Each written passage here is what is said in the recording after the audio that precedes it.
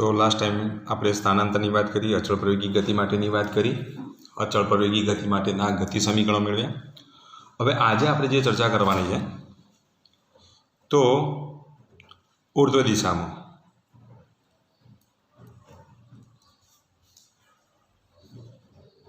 તથા અધો દિશામાં પતન કરતા પદાર્થ માટે, ઉર્ધ્વ દિશામાં ફેંકેલા પદાર્થ માટે અને અધો દિશામાં પતન કરતા પદાર્થ માટેની વાત કરીશું. તો જ્યારે કોઈ પણ પદાર્થને ઉર્ધ્વ દિશામાં ફેંકવામાં આવે તો પદાર્થને, તો પહેલાં આપણે ઉર્ધ્વ દિશા માટેની વાત કરીએ. તો પદાર્થને ઉર્ધ્વ દિશામાં ફેંકવામાં આવે ત્યારે પદાર્થ ગુરુત્વ પ્રયોગથી ગતિ કરે. તો પદાર્થ પૃથ્વીના ગુરુત્વાકર્ષી ક્ષેત્રમાં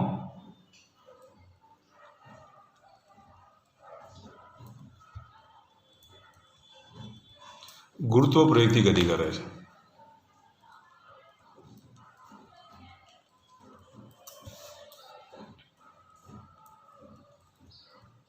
પૃથ્વીના ગુરુત્વાકર્ષી ક્ષેત્રમાં કેવી ગતિ કરે છે? તો ગુરુત્વ પ્રયોગથી ગતિ કરે છે.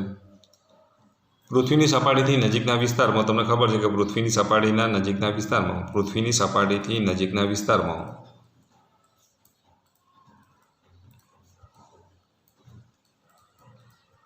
ગુરુત્વ પ્રયોગનું મૂલ્ય કેટલું લઈશું? તો ગુરુત્વ પ્રયોગનું મૂલ્ય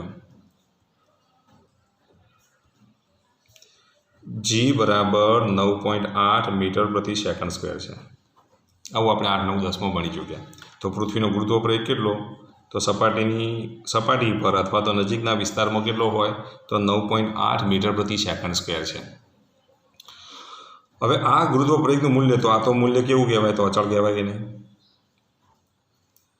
તો ઉર્ધ્વ દિશામાં ફેંકેલો પથ્થર એ કેવી ગતિ કરે છે? અચળ ગુરુત્વ પ્રયોગથી ગતિ કરે છે. તો ઉર્ધ્વ દિશામાં ફેંકેલો પથ્થર અથવા પદાર્થ, તો ઉર્ધ્વ દિશામાં ફેંકેલો પદાર્થ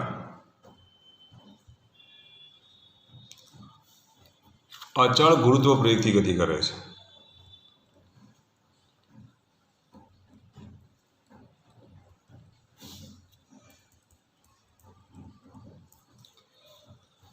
ધારો કે આ પૃથ્વી છે અને તમે પદાર્થ આમ ફેંકો, પદાર્થને જ્યારે આમ ઉપરની તરફ ફેંકવામાં આવે તો ગુરુત્વાકર્ષણ બળ કઈ બાજુ લાગે? નીચેની તરફ લાગે. પદાર્થને આપણે કઈ દિશામાં ફેંકીએ છીએ? ઉપરની તરફ. જો પદાર્થને ઉપરની તરફ ફેંકવામાં આવે અને ગુરુત્વાકર્ષણ બળ નીચેની તરફ લાગે તો એનો મતલબ એ થાય કે બળની દિશામાં પ્રવેગ હોય. આટલું યાદ રાખવાનું. પ્રવેગની દિશા કઈ બાજુ હોય? બળની દિશામાં હોય. જ્યારે આપણે ફેંકવાની દિશા ઉપરની તરફ લીધી છે તો વેગની વિરુદ્ધ દિશામાં પ્રવેગ લાગે છે. અને જ્યારે પ્રવેગની દિશા અને વેગની દિશા પરસ્પર વિરુદ્ધ હોય તો સતત વેગમાં શું થાય? ઘટાડો થાય. તો જેમ જેમ તમે પદાર્થને જ્યારે ઉપર ફેંકો તો જેમ જેમ શું થશે? એ પદાર્થનો વેગ સતત ઘટતો જશે. ઘટીને પછી વેગ કેટલો થઈ જાય? શૂન્ય થાય. અને ફરી પાછો એ પદાર્થ કઈ બાજુ ગતિ કરે? દરગામ આપણે ઉપરની તરફ ફેંકીએ તો વેગ શૂન્ય થાય અને ફરી પાછું કઈ બાજુ ગતિ કરવા લાગે? નીચેની તરફ. તો આમ જ્યારે નીચેથી ફેંકવામાં આવે ત્યારે વેગમાં સતત ઘટાડો થાય. ઘટાડો થાય પછી છેલ્લે શું થઈ જાય? શૂન્ય થાય. ક્ષણ માટે પછી સ્થિર થઈને ફરી પાછું કઈ બાજુ ગતિ કરવા લાગે? નીચેની તરફ. તો કહેવાનો મતલબ એ કે જ્યારે પદાર્થને ઉર્ધ્વ દિશામાં ફેંકવામાં આવે ત્યારે પ્રવેગ અને વેગની દિશા પરસ્પર કેવી હોય? વિરુદ્ધ હોય છે. તો ઉર્ધ્વ દિશા માટે પ્રવેગ અને વેગની દિશા પરસ્પર વિરુદ્ધ હોય છે. આટલું યાદ રાખવાનું. તો ઉર્ધ્વ દિશા માટે પ્રવેગ અને વેગની દિશા પરસ્પર વિરુદ્ધ હોય છે.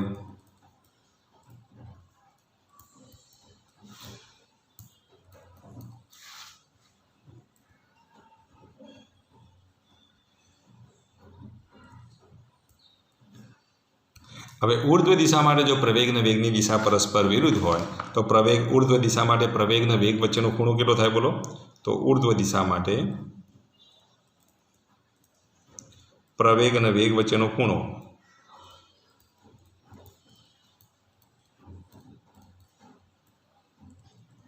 (180 અંશ) થાય.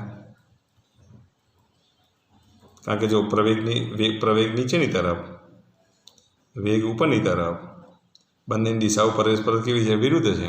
બંનેની દિશાઓ પરસ્પર વિરુદ્ધ હોય તો જો ખૂણો પૂછે તો આ નીટ માટે યાદ રાખવાનું, જી માટે યાદ રાખવાનું. તો જી નીટ માટે આટલું યાદ રાખજો. તો ઉર્ધ્વ દિશામાં જો પદાર્થને ફેંકવામાં આવે તો પ્રવેગ અને વેગ વચ્ચેનો ખૂણો કેટલો થાય? 180 અંશ થાય. હવે જો પ્રવેગની દિશા પરસ્પર વિરુદ્ધ હોવાથી ઉર્ધ્વ દિશા માટે પ્રવેગનું મૂલ્ય કેટલું લેવાનું? -9.8 મીટર પ્રતિ સેકન્ડ સ્ક્વેર લેવાનું. તો ઉર્ધ્વ દિશા, આ જે મેં એરો અપ કર્યો ને, તો જ્યારે અપ એરો હોય ત્યારે પ્રવેગનું મૂલ્ય કેટલું લેવાનું? -9.8 મીટર પ્રતિ સેકન્ડ સ્ક્વેર લેવાનું. કારણ કે પ્રવેગનું મૂલ્ય કેવું છે? તો ઋણ છે. તો ઉર્ધ્વ દિશા માટે પ્રવેગનું મૂલ્ય કેવું હશે? ઋણ હશે. તો આમ ઉર્ધ્વ દિશા માટે જો આપણે લઈએ તો ઉર્ધ્વ દિશા માટે જો એ વિરુદ્ધ ટીનો આલેખ દોરવામાં આવે તો કઈ દિશા માટે? ઉર્ધ્વ દિશા માટે એ વિરુદ્ધ ટીનો જો આલેખ દોરવામાં આવે તો પ્રવેગનું મૂલ્ય ઋણ છે. તો અહીંયા આપણે એ લઈએ, અહીંયા ટી લઈએ, તો પછી પ્રવેગનું મૂલ્ય કેવું મળશે? ઋણ મળે. એટલે વાય અક્ષની ઋણ દિશામાં તમારે આલેખ દોરવો પડે. આ મૂલ્ય કેટલું? તો -9.8 મીટર પ્રતિ સેકન્ડ સ્ક્વેર. તો પ્રવેગનું મૂલ્ય સમગ્ર ગતિ દરમિયાન કેટલું રહેશે? 9.8 મીટર પ્રતિ સેકન્ડ સ્ક્વેર રહેશે. તો એ વિરુદ્ધ ટીનો આલેખ આ રીતે મળે. તો આ ઉર્ધ્વ દિશા માટેનો આલેખ થયો. શેના માટેનો આલેખ થયો? ઉર્ધ્વ દિશા માટેનો આલેખ થયો. જો અહીંયા વેગ નિયમિતપણે ઘટે છે એટલે વેગનું મૂલ્ય કેવું થશે બોલો? તો પ્રવેગની વિરુદ્ધ દિશા છે. તો જો વી વિરુદ્ધ ટીનો આલેખ દોરીએ તો પછી એ વેગ જે છે એ વેગનો આલેખ જો કઈ રીતે મળશે? તો આપણને આ રીતે મળશે. નિયમિતપણે ઘટે છે. અથવા તો આ રીતે દોરે, વી વિરુદ્ધ ટીનો જો આલેખ દોરવામાં આવે તો વેગ નિયમિતપણે આ રીતે ઘટતો આલેખ છે. તો આ વી વિરુદ્ધ ટીનો આલેખ થયો. તો નિયમિતપણે વેગ શું થશે? ઘટશે. તો આમ ઉર્ધ્વ દિશામાં જો પદાર્થ ફેંકવામાં આવે તો આ જ્યારે પ્રારંભિક વેગ પછી નિયમિતપણે વેગ ઘટે છે, ઘટીને શૂન્ય થશે, પછી દિશા બદલશે, બદલાયેલી દિશામાં શું થશે? વધશે. પહેલાં ઉર્ધ્વ દિશા, પછી અહીંથી શું થઈ જશે? અધો દિશા. આ ઉપરનો ભાગ એ ઉર્ધ્વ દિશા માટે હોય, પછી આ ભાગ છે અધો દિશા માટે હોય. તો આટલું યાદ રાખજો. એ વિરુદ્ધ ટીનો આલેખ કેવો મળશે? તો આ રીતે મળશે. જો પદાર્થને ઉર્ધ્વ દિશામાં ફેંકવામાં આવે તો તેનો આલેખ આપણને આ રીતે મળશે. તો નિયમિતપણે શું થશે બોલો? વેગનું મૂલ્ય ઘટે છે. તો આ વી વિરુદ્ધ ટીનો આલેખ થયો. બીજું, અહીંયા પ્રવેગનું મૂલ્ય કેવું છે? ઋણ છે. ચલો, પ્રવેગનું મૂલ્ય ઋણ હોવાથી તમે વિચારો, ગઈકાલે આપણે વાત કરી હતી લાસ્ટ ટાઈમમાં કે જો પ્રવેગનું મૂલ્ય ઋણ હોય તો આલેખ કેવો આવે બોલો? જે આલેખ તમે દોરશો એ અંતર્ગોળ સપાટી આવશે કે બહિર્ગોળ સપાટી આવશે? વિચારો. પ્રવેગનું મૂલ્ય ઋણ છે તો સપાટી કેવી મળશે? જો પ્રવેગનું મૂલ્ય ઋણ હોય તો સપાટી કેવી મળે બોલો? તો પ્રવેગનું મૂલ્ય જો ઋણ હોય તો સપાટી કેવી મળે? તો બહિર્ગોળ મળે. કેવી મળે? બહિર્ગોળ મળે. તો એનો આલેખ જો દોરીએ તો પ્રવેગનું મૂલ્ય ઋણ છે, એક્સ વિરુદ્ધ ટીનો જો આલેખ દોરવામાં આવે તો એક્સ વિરુદ્ધ ટીનો આલેખ માટે એ આલેખ આપણને આ રીતે મળશે. તો એક્સ વિરુદ્ધ ટીનો આલેખ માટે સપાટી કેવી બનશે? તો બહિર્ગોળ સપાટી બનશે. તો આમ ઉર્ધ્વ દિશા માટે એક્સ વિરુદ્ધ ટીનો આલેખ કહેવાય. ત્યાર પછી આ આલેખ શાનો છે બોલો? તો એ વિરુદ્ધ ટીનો આલેખ છે અને આ વી વિરુદ્ધ ટીનો આલેખ છે. તો ઉર્ધ્વ દિશામાં જ્યારે પદાર્થને ફેંકવામાં આવે ત્યારે પ્રવેગનું મૂલ્ય કેટલું લેવાનું? -9.8 મીટર પ્રતિ સેકન્ડ સ્ક્વેર લેવાનું. નિશાની કેવી આવશે? માઇનસ. કેમ માઇનસ? કારણ કે વેગની દિશા અને પ્રવેગની દિશા પરસ્પર વિરુદ્ધ છે. બરાબર. નિયમિતપણે જો બંને દિશાઓ પરસ્પર વિરુદ્ધ હોય તો નિયમિતપણે વેગમાં શું થાય? ઘટાડો થાય. ખ્યાલ આવી ગયો? હંમેશા પ્રવેગની દિશા તો કઈ બાજુ હોય? જ્યાં જે દિશામાં ગુરુત્વાકર્ષણ બળ લાગતું હોય ને એ દિશામાં જ હોય. તો હંમેશા બળની દિશામાં પ્રવેગ આપણને મળે. એટલે ગુરુત્વાકર્ષણ બળની દિશામાં પ્રવેગ છે, વેગ ઉપરની તરફ છે, બંનેની દિશાઓ પરસ્પર વિરુદ્ધ છે. આમ ઉપરની દિશા એને કઈ દિશા કહેવાય? ઉર્ધ્વ દિશા કહેવાય. કઈ દિશા કહેવાય? ઉર્ધ્વ દિશા. તો એ વખતે એ વિરુદ્ધ ટી, વી વિરુદ્ધ ટીના આલેખો આપણને આ રીતે મળે. હવે જો આપણે વાત કરીએ અધો દિશા માટેની,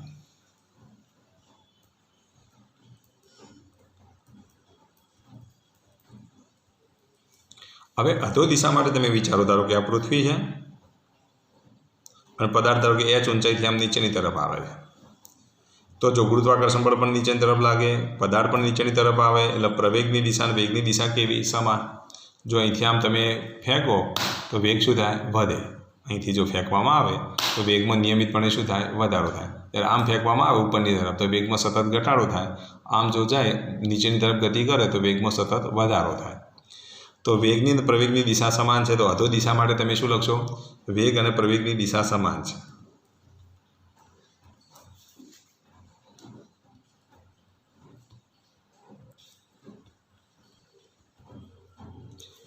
એટલે વેગમાં નિયમિતપણે શું થાય છે? વધારો થાય છે.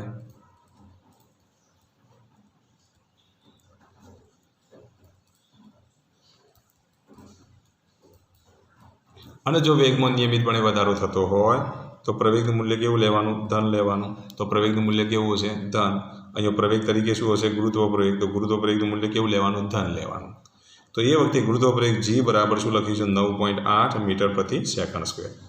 તો અધો દિશા માટે આ કઈ દિશા છે? અધો દિશા. તો અધો દિશા માટે ગુરુત્વ પ્રવેગનું મૂલ્ય કેવું લેવાનું? તો ધન લેવાનું છે. આટલું યાદ રાખવાનું. હવે અહીંયા ધ્યાન આપો, પ્રવેગનું મૂલ્ય ધન, વેગનું મૂલ્ય નિયમિતપણે વેગ વધે છે. તો પછી અહીંયા વી વિરુદ્ધ ટીનો જો આલેખ દોરીએ અધો દિશા માટે તો વેગ નિયમિતપણે વધે છે, તેનો આલેખ આ રીતે સુરેખ આવશે. તો આ વી વિરુદ્ધ ટીનો આલેખ. તો નિયમિતપણે વેગમાં શું થાય છે? વધારો. તો અધો દિશા માટે તમે આલેખ આ રીતે દોરી શકો. એ વિરુદ્ધ ટીનો જો આલેખ દોરીએ તો એ વિરુદ્ધ ટીનો આલેખ આપણને આ રીતે મળશે.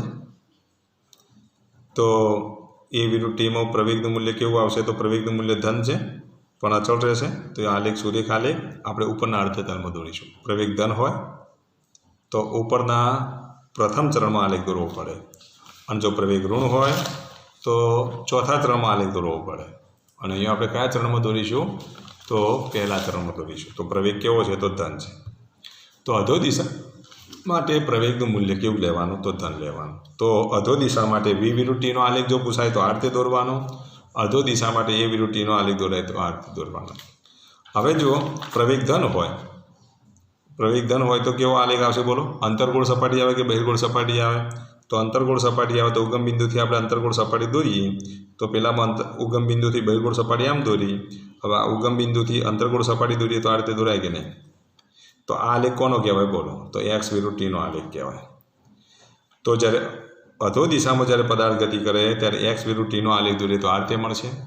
ઉર્ધ્વ દિશામાં જો પદાર્થ ગતિ કરતો હોય તો જો આપણે આલેખ દોરીએ તો એક્સ વિરુદ્ધ ટીનો આલેખ આપણને આ રીતે મળશે. ઉગમ બિંદુથી આલેખની શરૂઆત કરીશું. તો આ ઉર્ધ્વ દિશા માટેનો આલેખ છે, આ અધો દિશા માટેનો આલેખ છે, આ અધો દિશા માટેનો આલેખ છે એ વિરુદ્ધ ટીનો, આ ઉર્ધ્વ દિશા માટેનો આલેખ છે એ વિરુદ્ધ ટીનો, ત્યાર પછી આ વી વિરુદ્ધ ટીનો આલેખ, અને આ આપણને શું મળશે? વી વિરુદ્ધ ટીનો આલેખ આ રીતે મળે. ચલો, ખ્યાલ આવી ગયો. તો આવી તમે જુદી જુદી શક્યતાઓ વિચારી શકો. તો અધો દિશા માટેનો આલેખો થયા, પહેલાં ઉર્ધ્વ દિશા માટેના આલેખ થયા. હવે અહીંયા ધ્યાન આપો,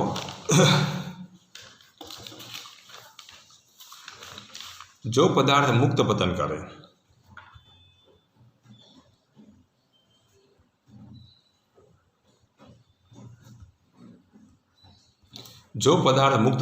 મુક્ત પતન ખબર પડે ને, અહીંથી હું મૂકી દઉં, આ જો પેન મેં પકડી અહીંથી મુક્ત કરું તો આને મુક્ત પતન કહેવાય.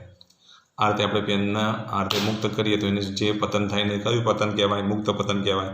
હવે પેનના તમે આ રીતે પકડી રાખો તો પ્રારંભિક વેગ કેટલો થાય? બોલો. તો આનો પ્રારંભિક વેગ તો શૂન્ય થાય ને.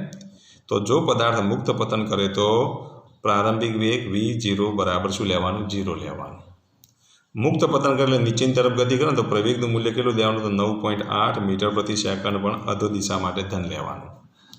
કેવું લેવાનું? ધન લેવાનું. હવે ઉર્ધ્વ દિશામાં ફેંકેલા પદાર્થ માટે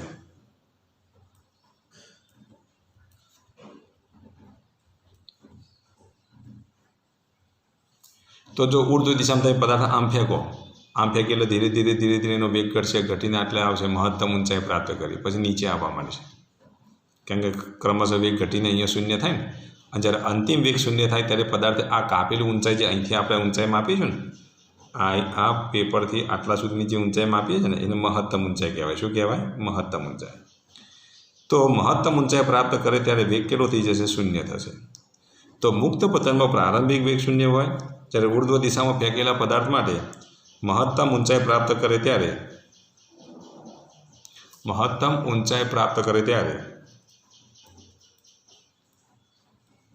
અંતિમ વેગ કેટલો થઈ જશે? બોલો. તો અંતિમ વેગ v બરાબર 0. અને કઈ દિશામાં ગતિ કરે છે? ઉર્ધ્વ દિશામાં. અને જો ઉર્ધ્વ દિશામાં ગતિ કરે તો પ્રવેગનું મૂલ્ય કેટલું લેવાનું? -9.8 મીટર પ્રતિ સેકન્ડ સ્ક્વેર લેવાનું. તો ઉર્ધ્વ દિશા માટે પ્રવેગનું મૂલ્ય કેવું લેવાનું? ઋણ લેવાનું. અધો દિશા માટે પ્રવેગનું મૂલ્ય કેવું લેવાનું? ધન લેવાનું. તો આટલું તમારે યાદ રાખવાનું. તો ઉર્ધ્વ દિશા અને અધો દિશા માટેના જો આલેખો દોરવા કીધા હોય તો આ રીતે તમે દોરી શકો. તો આ પ્રશ્ન તમારે યાદ રાખવાનો. બુકની અંદર જુઓ આલેખ આ રીતે આપેલા છે. મુક્ત પતન એટલે કે અધો દિશા માટેનો આલેખ અહીંયા ઊંધો દોરેલો છે જુઓ. પણ એને શું કીધું છે? વાય અક્ષની ઋણ દિશા વાય અક્ષની ઋણ દિશા એ અધો દિશા લીધી છે એટલે આપણે આ રીતે દોરીશું. તો જો વાય અક્ષની ઋણ દિશા જો અધો દિશા લેવામાં આવે તો એ આલેખ આપણે આ રીતે દોરીશું. આપણે વાય અક્ષની ધન દિશાને અધો દિશા લીધી છે એટલે આલેખ પહેલાં ચરણમાં જશે. બરાબર? એટલે અહીંયા કન્ફ્યુઝ થવાની જરૂર નથી. તો બુકના આલેખો અને આપણા આલેખો કમ્પ્લીટ છે. પણ આ વાય અક્ષની ઋણ દિશા એને અધો દિશા તરીકે લીધી છે અને એ રીતે જો આલેખ દોરવામાં આવે તો એ આલેખ આપણે આ રીતે દોરીશું. ચલો, ખ્યાલ આવી ગયો એટલે સુધી. તો હવે આપણે વાત કરીશું એક અગત્યના ટોપિકની, stopping distance. Stopping distance and stopping time.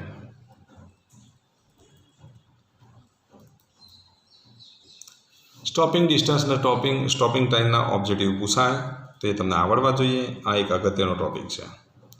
હવે સ્ટોપિંગ ડિસ્ટન્સ કોને કહેવાય, સ્ટોપિંગ ટાઈમ કોને કહેવાય એની આપણે વાત કરી લઈએ. તો જો ધારો કે આ વાહન છે, જ્યારે આમ ગતિ કરતું હોય ને, આમ પછી બ્રેક માર્યા પછી જે અંતર કાપી સ્થિર થાય, ધારો કે અહીંથી વાહન ગતિ કરતું આમ જતું હોય, પછી આપણે અહીંયા બ્રેક મારીએ, પછી જે અંતર કાપે તો સ્થિર થાય ત્યાં સુધી જે અંતર કાપે તેને સ્ટોપિંગ ડિસ્ટન્સ કહેવાય. શું કહેવાય? સ્ટોપિંગ ડિસ્ટન્સ કહેવાય. તો વાહનને બ્રેક માર્યા પછી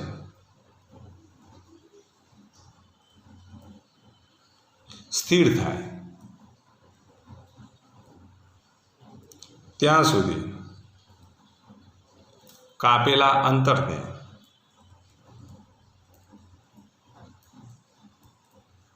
સ્ટોપિંગ ડિસ્ટન્સ કહે છે.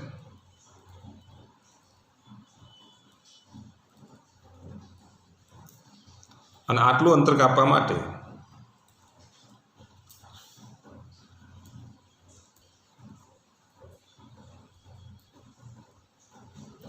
લાગતા સમયને સ્ટોપિંગ ટાઈમ કહે છે.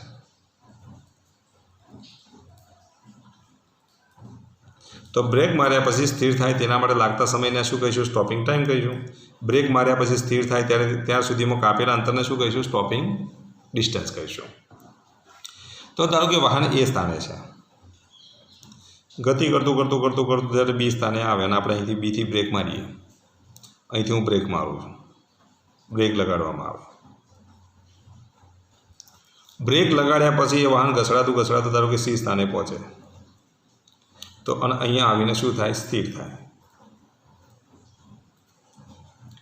તો વાહન અહીંયા ગતિ કરતું તો અહીંથી આપણે બી સ્થાનેથી બ્રેક માર્યા પછી આટલું ઘસડાય અને અહીંયા આવીને સ્થિર થાય. આટલું જે અંતર કાપે છે આ અંતરને આપણે સ્ટોપિંગ ડિસ્ટન્સ કહીશું. એને આપણે ડીએસ વડે દર્શાવીશું. તો અંતરને ડીએસ વડે દર્શાવીશું. બ્રેક મારવામાં આવે તેના પહેલો પ્રારંભિક વેગને આપણે V0 વડે દર્શાવીએ. અંતિમ વેગ સ્થિર થાય છે માટે અંતિમ વેગ V બરાબર 0. અને અહીંથી જે અંતર કાપે એ શું થશે બોલો? ક્રમશઃ વેગમાં ઘટાડો થાય છે. એટલે જો વેગમાં ઘટાડો થતો હોય, આટલું યાદ રાખો, વેગમાં સતત ઘટાડો થતો હોય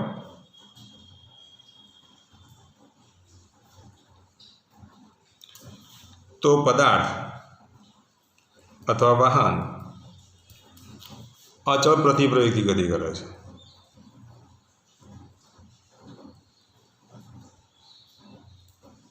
એટલે પ્રવેગનું મૂલ્ય કેટલું લેવાનું? માઇનસ એ લેવાનું. એની જગ્યાએ શું લેવાનું? માઇનસ એ. વેગમાં જો ઘટાડો થતો હોય તો એની જગ્યાએ માઇનસ એ મૂકો. વેગમાં જો વધારો થતો હોય તો એની જગ્યાએ પ્લસ એ લેવાનું. તો જ્યારે વેગમાં ઘટાડો થાય ત્યારે કઈ ગતિ કરે? પ્રતિપ્રવેગથી ગતિ કરે છે. પ્રતિ એટલે વિરુદ્ધ દિશા, વિરુદ્ધ દિશાનો પ્રવેગ છે. વેગની વિરુદ્ધ દિશાનો પ્રવેગ હોવાથી અહીંયા એની જગ્યાએ શું લખીશું? માઇનસ એ લખીશું. તો જ વેગમાં સતત ઘટાડો થાય છે. પ્રારંભિક વેગ V0 બરાબર શું લઈશું? V0. અંતિમ વેગ V બરાબર શું લેવાય? તો 0. સ્ટોપિંગ ડિસ્ટન્સ D બરાબર શું લખીશું? DS. હવે આપણે સ્ટોપિંગ ડિસ્ટન્સ શોધવાનું છે. શું શોધવાનું છે? Stopping distance. આપણી પાસે ગતિ સમીકરણો આટલા છે d બરાબર v0t વત્તા 1/2 at² એક આ સૂત્ર છે.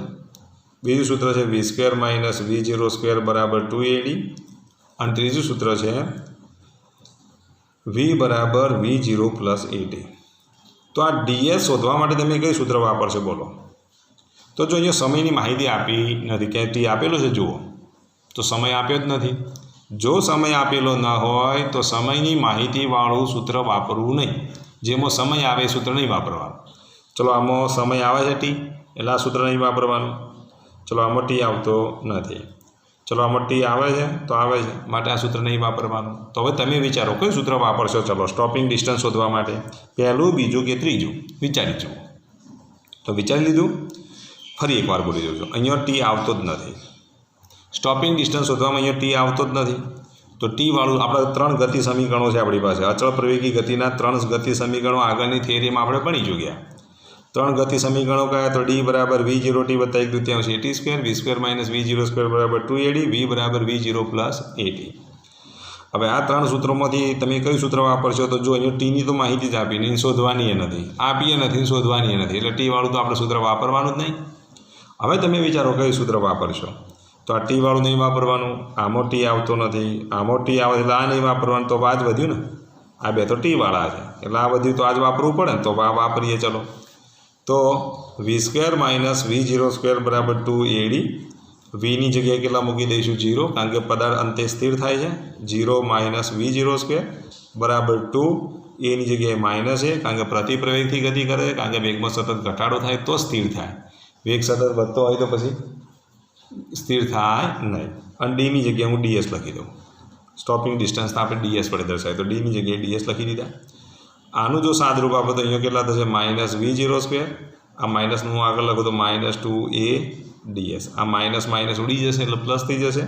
તો v02 બરાબર 2a ds. આપણે સ્ટોપિંગ ડિસ્ટન્સ શોધવાનું છે. સ્ટોપિંગ ડિસ્ટન્સ ds બરાબર શું લખીશું? v02/2a. તો આ જે સૂત્ર મળ્યું એને આપણે શું કહીશું? સ્ટોપિંગ ડિસ્ટન્સ કહીશું. તો ds બરાબર v02/2a. ચલો ખ્યાલ આવી ગયો સુધી? તો આ રીતે તમે સ્ટોપિંગ ડિસ્ટન્સ શોધી શકો. તો આ એક અગત્યનું સૂત્ર છે. આને અનુલક્ષીને ઓબ્જેક્ટિવ પૂછાય છે. તો આ મોસ્ટ આઈએમપી એક્ઝામ્પલ છે તથા થિયરી છે. આ સૂત્ર યાદ રાખવાનું. આને અનુલક્ષીને નીટમાં તથા જીમાં આને અનુલક્ષીને ઓબ્જેક્ટિવ પૂછાતા હોય છે. હવે આપણે વાત કરીએ સ્ટોપિંગ ટાઈમની. તો જો સ્ટોપિંગ ટાઈમ માટેની વાત કરીએ,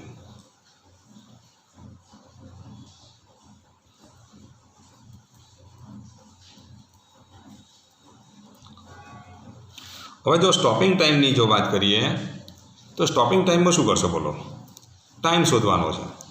જો સ્થિર થાય, અહીંયા આપણે બેગ મારીએ અને અહીંયા સ્થિર થાય, તો આટલેથી આટલું અંતર કાપવા માટે જે સમય લાગે એને સ્ટોપિંગ ટાઈમ કહેવાય. શું કહેવાય? Stopping time.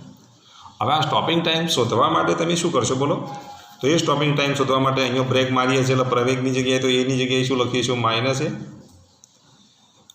v0 બરાબર તો v0 લઈએ, અંતિમ વેગ v બરાબર તો 0 અને ટી સ્ટોપિંગ ટાઈમ ts શોધવાનું છે. શું શોધવાનું છે? ts આપણે શોધવાના છે. આપણી પાસે આ 3 સૂત્રો છે. આ 3 સૂત્રો છે અને જો ડીની માહિતી આપી નથી, જો ડીની માહિતી આમાં આપી નથી, શોધવાની નથી. જો ડીવાળી માહિતી આપી છે નથી, આપી શોધવાની નથી, તો ડીવાળા સૂત્રો વાપરવાના જ નહીં. પણ તમે વિચારો, જે ડી આવે આ સૂત્ર નહીં વાપરવાનું. ચલો આમાં ડી આવે છે તો આ સૂત્ર નહીં વાપરવાનું, આમાં ડી આવે છે તો આ સૂત્ર નહીં વાપરવાનું, પણ આમાં ડી આવતો નથી, તો પછી આ સૂત્ર વાપરો. ચલો એ સૂત્રનો ઉપયોગ કરીએ તો આપણું સૂત્ર કહ્યું તો v બરાબર v0 પ્લસ at. તો vની જગ્યાએ 0 મૂકી દો, v0ની જગ્યાએ 0, એની જગ્યાએ શું લખીશું? માઇનસ એ. પ્રતિપ્રવેગ છે એટલે માઇનસ એ, અને ટીની જગ્યાએ શું લખીશું? ts. તો આ માઇનસ ats વાળું પદ આ માઇનસ છે તો આ બાજુ તો પ્લસ થઈ જાય, તો અહીંયા શું લખીશું? ats બરાબર v0. તો ટીએસની કિંમત કેટલી મળશે? તો ટીએસ બરાબર v0/a.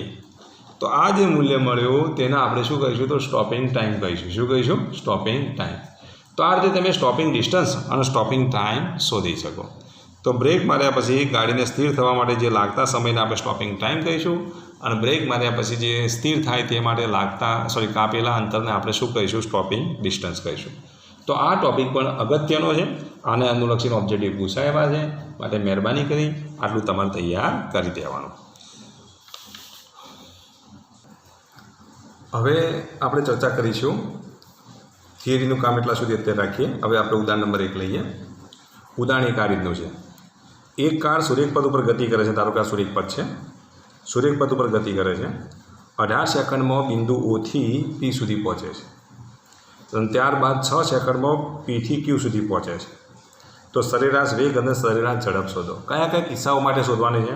તો કાર જ્યારે O થી P પહોંચે ત્યારે સરેરાશ ઝડપ શોધો, અને O થી P પહોંચે ત્યારે તમારે શું શોધવાની? સરેરાશ વેગ શોધવાનો છે. જ્યારે કાર O થી P અને P થી Q સુધી પહોંચે ત્યારે સરેરાશ ઝડપ શોધો અને સરેરાશ વેગ શોધો. તો O થી P માટેની વાત કરીએ આપણે. પહેલા પ્રશ્નનો જવાબ આપી દઈએ. O થી P માટે હવે જો સરેરાશ ઝડપ શોધવાની છે. સરેરાશ ઝડપ માટે તમારે શું શોધવી પડે? પથ લંબાઈ શોધવી પડે. O થી P માટેની આપણે પથ લંબાઈ શોધી કાઢીએ. તો પથ લંબાઈ કેટલી થાય? તો O થી P સીધી O થી P લેવાના છે. તો O થી P એટલે અહીંયા 0 અને 360, તો આટલું અંતર કેટલું થાય? 360 થાય કે નહીં? તો પથ લંબાઈ કેટલી થશે? 360 મીટર થાય. સમય કેટલો આપેલો છે? જો હવે સ્થાનાંતર શોધી કાઢીએ O થી P નું. હવે O થી P નું સ્થાનાંતર એટલે અંતિમ સ્થાન 360, પ્રારંભિક સ્થાન કેટલું? 0. 360માંથી 0 જાય તો કેટલા રહેશે? બોલો, 360 મીટર. તો સ્થાનાંતરના પથ લંબાઈ આટલી મળી. ચલો, સ્થાનાંતરના પથ લંબાઈ મળી ગઈ. તો અહીંયા આપણે સરેરાશ ઝડપ શોધીએ, અને સમય આપી દીધો. જો સમય કેટલો આપેલો છે? તો O થી P સુધી જવા માટે 18 સેકન્ડ લાગે છે. T બરાબર કેટલા? 18 સેકન્ડ. તો અહીંયા આપણે લઈશું સરેરાશ ઝડપ. સરેરાશ ઝડપ બરાબર શું લખીશું? બોલો, પથ લંબાઈ ભાગ્યા સમય. પથ લંબાઈ કેટલી? તો 360. સમય કેટલો? તો 18. 360 ભાગ્યા 18, 36, તો 20 મીટર પ્રતિ સેકન્ડ. આ સરેરાશ ઝડપ મળે. હવે આપણે લઈએ સરેરાશ વેગ. બરાબર શું લખીશું? સ્થાનાંતર ભાગ્યા શું લખીશું? સમય. સ્થાનાંતર કેટલું? તો 360, સમય 18, તો અહીંયા પણ કેટલા થશે? 20 મીટર પ્રતિ સેકન્ડ. તો આમ સરેરાશ ઝડપ કેટલું મળી? તો 20 મીટર પ્રતિ સેકન્ડ. સરેરાશ વેગ પણ કેટલો મળ્યો? તો 20 મીટર પ્રતિ સેકન્ડ મળ્યો. કેટલો મળ્યો? 20 મીટર પ્રતિ સેકન્ડ મળ્યો. તો આ O થી P માટેની વાત થઈ. હવે બીજા પ્રશ્નની વાત કરીએ. તો O થી P, P થી Q. ચલો, O થી P, P થી Q માટે આપણે શું લખીશું? તો પથ લંબાઈ કેટલી લખીશું? બોલો, તો જો અહીંયા તેને આપો પથ લંબાઈ. તો O થી P, P થી Q. ચલો હળો, કેટલો થાય? બોલો, તો OP વત્તા PQ લખાય કે નહીં? OPની કિંમત કેટલી? 360. PQની કિંમત કેટલી? તો P થી Q સુધીની અંદર 360માંથી 240 જાય તો 120. 360 વત્તા 240 કેટલા થશે? બોલો, અને સરવાળો કેટલો થાય? તો આનો જો સરવાળો કરીએ તો 360 વત્તા 120 એટલે કેટલા થશે? 4, 8 અને 0. બરાબર, પથ લંબાઈ આટલી થાય. સ્થાનાંતર લો તો સ્થાનાંતર કેટલું થશે? બોલો, પથ લંબાઈ આટલી મળી ને. સ્થાનાંતર વિચારો. ચલો, સ્થાનાંતર અહીંથી આટલા સુધી. જો અહીંથી અહીંયા, અહીંથી અહીંયા આવે તો અંતિમ સ્થાન 240 થઈ, પ્રારંભિક સ્થાન 0. તો અંતિમ સ્થાન 240, પ્રારંભિક સ્થાન 0, તો 240 મીટર થશે. ચલો, પથ લંબાઈ 480 મીટર મળી, સ્થાનાંતર 240 મીટર મળે. તો હવે આપણે સરેરાશ ઝડપ અને સરેરાશ વેગ શોધી કાઢીએ. તો ચલો, સરેરાશ ઝડપ શોધીએ. તો સરેરાશ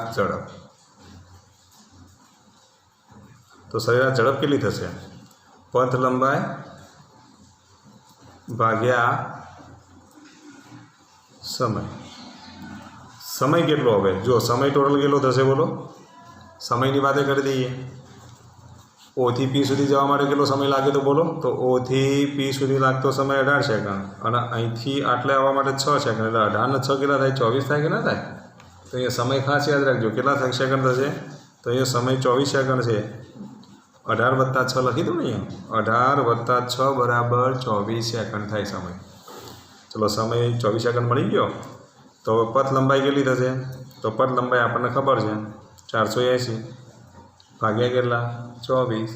480 ભાગ્યા 24 કરો તો કેટલા મળશે? બોલો, 480 ભાગ્યા 24 બરાબર કેટલા થાય? તો 20 થાય. 24 દુના 48 તો 20 મીટર પ્રતિ સેકન્ડ આ સરેરાશ ઝડપ મળી. સરેરાશ વેગની વાત કરીએ તો સરેરાશ વેગ બરાબર શું લખીએ છીએ બોલો? સ્થાનાંતર ભાગ્યા સમય. સ્થાનાંતર કેટલું છે? તો 240 છે. સ્થાનાંતર આપણે શોધી કાઢ્યું, કેટલું મળ્યું? 240 મીટર મળ્યું. તો 240, સમય કેટલો શોધ્યો? 24. 240 ભાગ્યા 24 તો 10 મીટર પ્રતિ સેકન્ડ. તો આપણને આ સરેરાશ વેગ મળી ગયો અને આ સરેરાશ ઝડપ મળી ગઈ. ચલો, ખ્યાલ આવી ગયેલો સુધી? કોઈને કન્ફ્યુઝન છે આમાં? આવો જ દાખલો હું તમને હોમવર્કમાં આપું છું. એક્ઝેક્ટ એવો જ દાખલો છે, જો સેમ એવો જ આપું છું. આ OA 0, આ A અને B એક્ઝેક્ટ એના જેવો. અહીંયા આપણે 20 લઈએ, અહીંયા 40 અને મીટર. તો O થી B માટે સરેરાશ વેગ અને ઝડપ શોધો. O થી B માટેનો સમય કેટલો? તો O થી B માટેનો સમય 10 સેકન્ડ. બીજું O થી B અને B થી A. O થી B માટેનો સમય 10 સેકન્ડ અને B થી A માટેનો સમય અહીંયા આપણે 5 સેકન્ડ લઈએ. તો સરેરાશ વેગ અને બીજું ઝડપ શોધો. આ ચારે ચારના જવાબ તમે કોમેન્ટ બોક્સમાં લખજો. શેમાં લખવાના? કોમેન્ટ બોક્સમાં આનો આન્સર તમારે આપવાનો રહેશે. તો આટલું કામ તમારે કરવાનું છે, બરાબર? આટલું કામ તમને સોંપું છું. તો આટલું વર્ક તમે પૂરું કરો અને સરસ એવી નોટ બનાવી દો. અને અગત્યનો ટૉપિક છે માટે મહેરબાની કરી અને તૈયારી કરી દેવાની. જેમાં જીમો, નીટમો આને અનુલક્ષીને ઓબ્જેક્ટિવ પૂછાતા હોય છે. સ્ટોપિંગ ડિસ્ટન્સને અનુલક્ષીને, સ્ટોપિંગ વેગને અનુલક્ષીને, પદાર્થને ઉર્ધ્વ દિશામાં ફેંકવામાં આવે ત્યારે મહત્તમ ઊંચાઈ પ્રાપ્ત કરે ત્યારે અંતિમ વેગ 0 હોય. પદાર્થને મુક્ત પતન કરવામાં આવે ત્યારે પ્રારંભિક વેગ 0 હોય.